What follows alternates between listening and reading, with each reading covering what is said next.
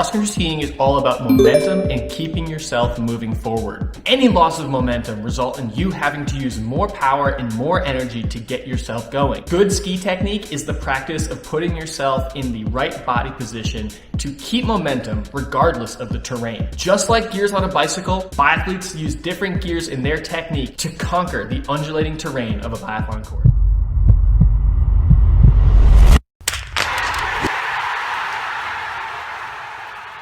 Starting from the lowest speeds, the V1 technique is most often used to climb hills or to get your momentum going at the start. V1 is a high turnover technique, which means it's all about tempo and it's deployed when momentum is low. V1 is asymmetrical and it requires a lot of lower body muscle. So to battle fatigue, the best athletes can seamlessly transition between left side and right side V1 when their body loads up with lactic acid. Here's a great shot of Tiril Eckhoff from Norway using V1 in Kontiolahti, Finland. As you can see, her tempo is really high. She doesn't glide too far in each ski, and she's really grinding up the hill on each stride. My favorite use of the V1 technique is when Sweden's Sebastian Samuelsson uses it to build momentum off the start line. As you can see, he puts in a few really fast strides of V1 until he transitions over to a technique that's better suited for higher speeds. For many athletes, V1 is the first technique you will learn because V1 is wide, it's stable, and it's easy to get the basics down. But you'll realize that while V1 is good to build momentum in a low momentum environment, it's actually a pretty inefficient technique. Once you start building momentum or speed, you will feel like you're constantly tripping over yourself. That's where the V2 comes in. V2 is the most versatile technique because it can be used on a variety of terrains. And V2 even has a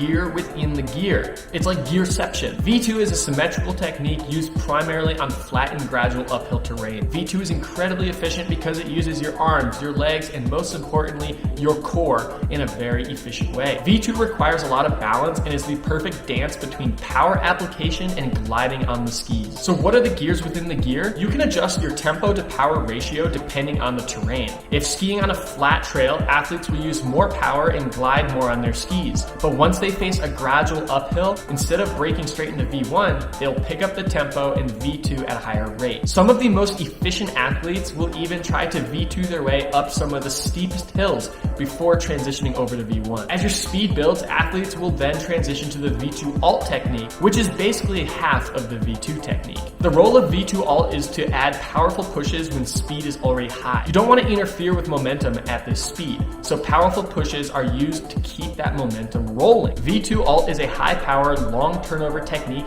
used on gradual downhills or fast flat sections. It's a very relaxed, fluid, and pretty technique demonstrated here in the women's relay in Östersund. Different snow conditions, athlete fitness, and ski speeds can determine when to deploy each one of these techniques. But that's why it's important to know each style of skiing and when to effectively deploy it. Now, there are two other sneaky techniques that athletes will use when racing that I think don't get enough attention. But before that, it takes a trained eye to analyze and coach good cross-country ski technique. Through my years of coaching skiing and biathlon, I've begun to develop an effective strategy for analyzing technique video and have begun giving in-depth analysis using video editing software. So if you're looking to improve your skiing technique as the season approaches, I have an offer for viewers of my channel. Send me a clip of you skiing and I'll send you back a 10-minute video breaking down your technique, giving you constructive criticism for improvement, and showing side-by-side examples of World Cup technique and more. Check the link in the description down below to learn more about this offer. The first sneaky technique that athletes deploy during racing is called the free skate. Basically, this style is very similar to what speed skaters do on ice, but deployed on snow at high speeds. Remember, skiing is all about momentum, and the last thing that you want to do is kill that momentum as you transition from tucking